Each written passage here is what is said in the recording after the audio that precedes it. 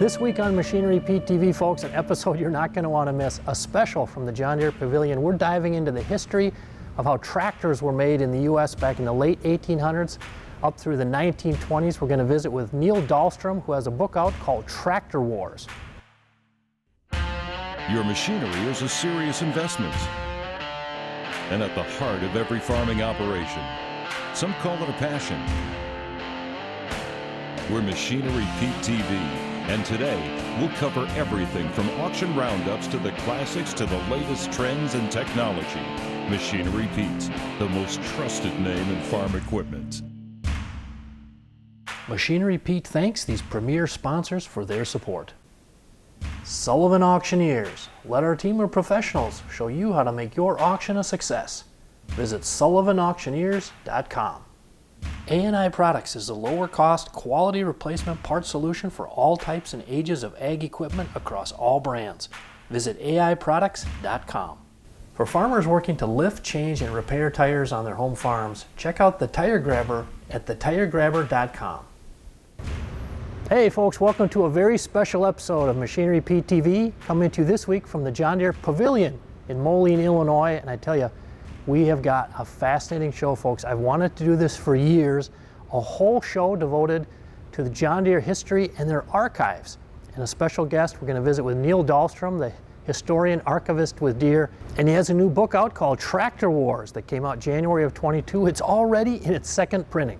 And I tell you what, folks, this book is full of amazing anecdotes on the history of tractor development from the late 1800s up through the 1920s.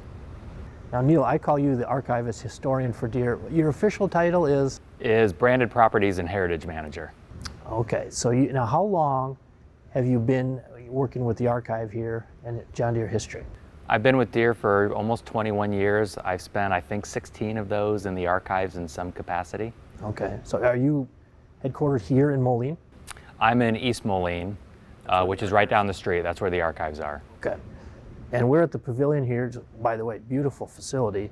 And did you mention it's the 25th year? It is. It's the 25th anniversary. We opened in 1997. Okay. And I understand some big events coming here in 2022? Yeah, there is. In August, we're also celebrating the 150th anniversary of the city of Moline. Wow. So from August 22nd through the 29th, we have a week-long of events planned, including concerts and a lot of fun activities, some new exhibits at the Pavilion. So lots to see. Now, Neil, I so enjoyed when you joined me on our Machinery Pete podcast. I think I could have talked to you for hours and hours, but you're just full of information about John Deere. And on the topic of Moline, is it accurate that John Deere was a former mayor of Moline, Illinois? He was the second mayor of Moline. The second? And it's funny, when I learned we were celebrating the 150th anniversary, I said, are we sure? And because John Deere moved here in 1848, but what we're celebrating is the current form of government, the mayor, the city council, the incorporation of the city in 1872. Neil, your roots are right here in the Quad Cities. You grew up, was it East Moline? I grew up in East Moline. Okay. And so what high school was that then? East Moline High School? United Township High School. Okay. Yeah, so my graduating class was almost 500. It was a fairly large school. Okay. And the irony is that I grew up playing soccer. It was an open field, which now I know was the John Deere Foundry, the Union Malleable Iron Company in the early 20th century. It was the soccer fields when I was a kid. Yep. And my office is now directly across the street. And I can't remember noticing the building and the giant John Deere sign in front of it my entire childhood. And when I was hired to join the John Deere archives, I lived in Virginia. You were out east. And I was out east, and I had no idea John Deere had an archive. Hey, stay tuned, folks. Coming up, more of my conversation with Neil Dahlstrom, the archivist with John Deere. Fascinating stories on how tractors were developed over 100 years ago.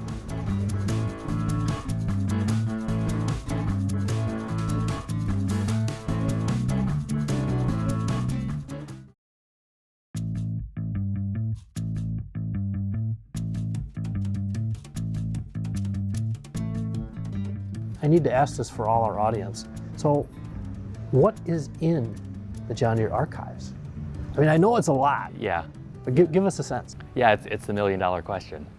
And I think it's different than what people think. Oftentimes people think, well, we just we collect one of everything. And as much as I'd like to, 185 years later, it's really hard to say we're going to have one of everything. And the reality is the archives didn't start until 1976. We had a head start because we had an agricultural library at John Deere starting in the very early 20th century. Okay. So they kept things like speeches and board of directors minutes, journals and scrapbooks from certain people. So we had a strong foundation. But 1976, I'm guessing that maybe was tied to the bicentennial move? It was, yeah, 100%. And recognition, 1987 was the 150th anniversary of the company.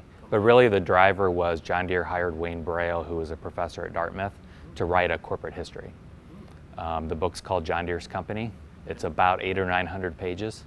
Wow. It's the book that sits on my desk, and when people ask me questions, that's usually my first go-to. That's the John Deere Bible? It's the John Deere Bible. Unfortunately, it ends in 1984. He spent 8 years on it. Wow. And it's fully, for someone like me, it's fully indexed and cited. So we can go back and pull the original records and documents. So that's really important to me. I've seen, you know, the 4440 you guys own with like 20 hours on it, and the 7810 with like 6 hours, and the 4960. But what was the impetus to keep them? That wasn't a company decision necessarily, was it? It's not like a top-down decision. It really comes from factories. It comes from people. It comes from engineers who say, yeah, this is going to be really important. So it's everything from historical pieces. We have walking plows, the Deere sulky from 1905, which is green and yellow, one of the earliest green and yellow pieces we have, to an 8RX, you know, to a 4010 cutaway, to a 730 cutaway, to a John Deere Lance 300, which was the first co-branded John Deere tractor built in Mannheim, Germany. So one of the ways we look at it is we want to represent the brand. We want to represent all the divisions. We're looking for milestone machines, the first of, the 1 millionth gator, the 500,000th gator, those sorts of things. Right. Also recognizing that John Deere sells equipment, so we don't always get first pick. But the reality is we've got limited places we can exhibit equipment. And the last thing that I want to do is buy something and put it in storage so it's never seen again. Right. We'd much rather see private owners driving these things cross country, telling stories. They're the brand ambassador. Exactly, 100%. So we try to be mindful of that, and we have a lot to learn from everyone who's out there running it or grew up with the machine versus Neil sitting in his office looking at old records, because that only tells you part of the story. And now as I look around the pavilion here, I think we maybe have some interesting stories. What is this, a 55 behind us here? Right. Now this one, you were telling me the company actually did purchase? We did purchase it in the early 1980s. Okay. And this combine was actually a Farm Progress show last fall. So we drove it directly from Farm Progress show and parked it into the pavilion. You didn't have it out in the field demos? No, we didn't have it in the field demos. It's the hard part of managing a historical equipment collection, is we don't like to run it. We don't like to be outside, so that was a big step for us. That would have been the hit of the show, but you know that. Yeah. When you have an item like this, it could be a farmer owned or whatever, I've just sensed with social media, all I really have to do is show this picture, and then people bring their own experiences. Maybe my grandpa had one, my great-grandpa, and the discussion just goes whoosh. Yeah, it's my favorite part. I think some of it comes from, I was pretty introverted growing up, so I did a lot of listening. Sure. And I'm always intrigued by the motivations of people, of what's driving them, what happens. And a lot of decisions are made because someone's not in the room anymore, or someone's got a side business, or they've got a personal interest, and you've got to factor that in the equation. I think we often think about, especially machines, and it's easy in hindsight to say, well, you should have come out with this, or why did you pass on this acquisition? The reality is there's a lot of other factors, there's a lot of other contexts, and you got to really dig into that to understand the full story and to understand what you got right and what you got wrong. Well, folks, modern John Deere tractors, it's easy to look at them and think Deere has always been dominant, but you know what? We came within a whisker of that not being the case. Stay tuned, we're going to get the real story from Neil Dahlstrom.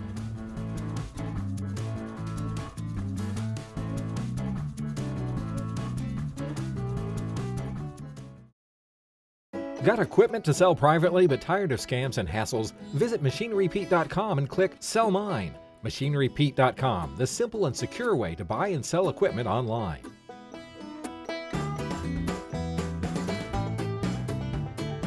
Let's go back to the John Deere Pavilion in Moline, Illinois with Neil Dahlstrom. Well, Neil, I so enjoyed when you joined me on our Machinery Pete podcast to talk about the release of the book, which just came out January of 22. And I understand now you're already going into a second printing? We are. It's exciting. That is very exciting. And folks, if you haven't bought this book, you got to go onto Amazon and order it. It's only like 25 bucks right now. You sent me a copy of it, and I was just mesmerized. The stories. Now, your history as an archivist, historian, going back, this book is looking about late 1800s up to about 1920s. Right. Yeah. And most of it occurs between 1908 and 1928. But yeah, it really starts kind of with the steam era and kind of sets us up for the advent of the gasoline and the kerosene tractor of the early 20th century. So now our farm audience, very passionate folks they love their tractor, whatever color, and they're all connected to the history. But it's easy, I think, to look around at, there's a 8RX 370 sitting over there, and you think, well, John Deere's always been John Deere. But this history, that was very fluid. And how many companies were making tractors back, over 100 years ago? Yeah, there were over 160 in the 1920s. And it's an industry that went from less than 10 in 1910 or so, and by 1920 there were 166. So how that all played out with who had the market share, at one point, I think International early on had, in your book, I forget was it 40% of the early market share? Yeah, and even more than that at one point. They were, starting with, they started very early, but then with the Titan and the Mogul line, really had a large market share. And then a lot of people were kind of trying to figure out what the market was, because that's one of the challenges. You have to have capital and resources. What does the customer want? And your customer is a horse farmer. So how do you convince them to take a leap and say, well, replace your team of horses with a tractor? Let's talk Henry Ford. You had an anecdote in your book when he was a young boy. He grew up on a farm outside of Dearborn, outside of Detroit. Right. And there was a particular day, was it a steam engine he heard? Yeah, he was 12, and he and his dad were out and saw a broken down steam engine. And he just grilled the man who had it and was just fascinated by it. And Henry Ford was a tinkerer. He used to repair watches for people as a kid and just loved working on things, was very mechanical. And he saw this and it just kind of implanted in his head this idea of mobile power. And I kind of think about it in terms of, the automobile kind of got in his way for a while because he wanted to build a farm tractor. Yeah, that was interesting in the book. You dive deep on that. So really you think Henry Ford's true desire was modernize American farms with tractors? Yeah, it was. And he used the word drudgery all the time. And he said he didn't understand why farmers would do the same work over and over again. And I look at, farmers are like everybody else. You have early adopters who are on the front edge of everything. You have the folks who are kind of waiting to see, and that may have nothing to do with the technology. It may have to do with your operation, the cycle of things, what's going on. Finances, whatever. Exactly. And then you have the folks who are kind of waiting to see how it plays out. And there's so much of that in the book because manufacturers looked at it the same way. Sure. And do I have capital to build a factory or design a new machine? Is it a 2-cylinder machine, a 4-cylinder machine? Like, what's the market? We don't know. Who are the customers who are going to adopt this and field test it for us and go out and advocate on behalf of it? But Henry Ford wanted to build a farm tractor. He started experimenting very early. The Model T came out in October of 1908, and a month later he sent a photo to the Farm Implement News, a farm publication, and said, I'm working on a tractor. A month after the Model T came out. Right. And I think what probably would have happened was people read it and said, well, here's somebody else that we've never heard of who says they're going to build a farm tractor, and everyone else who says it never makes good on it. And 6 months later, everybody knew who Henry Ford was. He changed the world with the automobile, yeah. Exactly. So he had credibility now that nobody else had. But he never left the idea of, we're gonna do tractors. No, he didn't. And it's one of the things that really fascinated me. And he believed in it so much when he went to the board of directors at the Ford Motor Company. They said no. So he formed a separate company with his son Edsel to build farm tractors, because the board of directors said there's no income in farm tractors. There's no profitability. You're not spending our profit on farm tractors.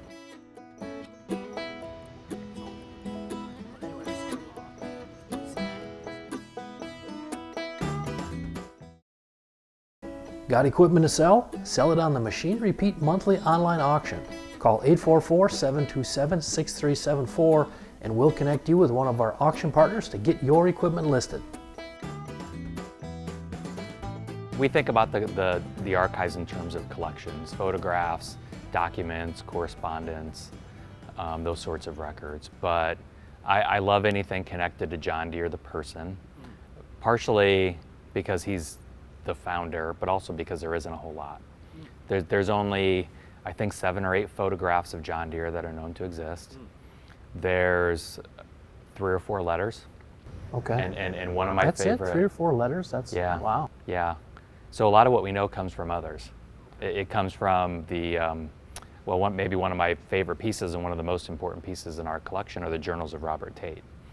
John Deere moved to Moline in 1848 with Robert Tate and John Gould. Robert Tate kept a journal for 40 years. 40 years. So we have the journals in our collection. He tells us that in July they raised the rafters on the plow shop for the first time and put it in operation. He's a day-by-day accounting. We know when he planted strawberries. We know when he went to church with the Deers. Wow. We know when they dissolved in 1852 because John Deere complained about finances all the time and Tate couldn't take it anymore. Interesting. So you learn a lot about personalities that way. So those contemporary resources are really important. Oh, to hear that invoice, I mean, that's fascinating. Now, and so looking forward, I mean, you're, as an archivist, history for Deere, you're dealing with the history, but as it applies to going forward, I mean, John Deere is pushing the envelope. I mean, autonomous tractors and helping farmers be better. How do you view your job, the unique position you're in with Deere pushing forward, but maybe things we can learn from the past, bringing forward to the company and to, farmers who use John Deere equipment? Yeah, there's always something there. And I think about, we say things like past is prologue, or if you don't know your past, you don't know your future. And that's great and it's true, but you have to break it down. And one of the things that we did is looked at these very transformational eras in company history, because we're in one now.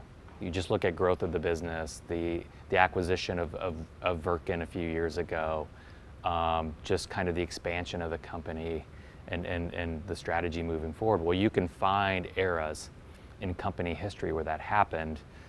You can point to 1910 to 1918. John Deere acquired and consolidated a dozen other companies. Companies like Dane and the Syracuse Chilled Plow Company, Van Brunt, which is Horicon. So you start kind of looking at that. We entered the harvesting business in 1912.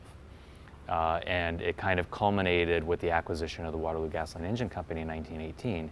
It's a transformational period. The employee force tripled. Sales went from 3 million a year to over 30 million a year. So to look back and say, yeah, a lot of things happen in between, but there's these transformational periods, and it's important to recognize it's not a year. We often think, well, it was one product, it was one invention, it was 1 year. These things take longer, but it seems like with every transformational era, the timeline gets shorter and shorter. So this time it's shorter and you got to continue to innovate. That's why we use that word.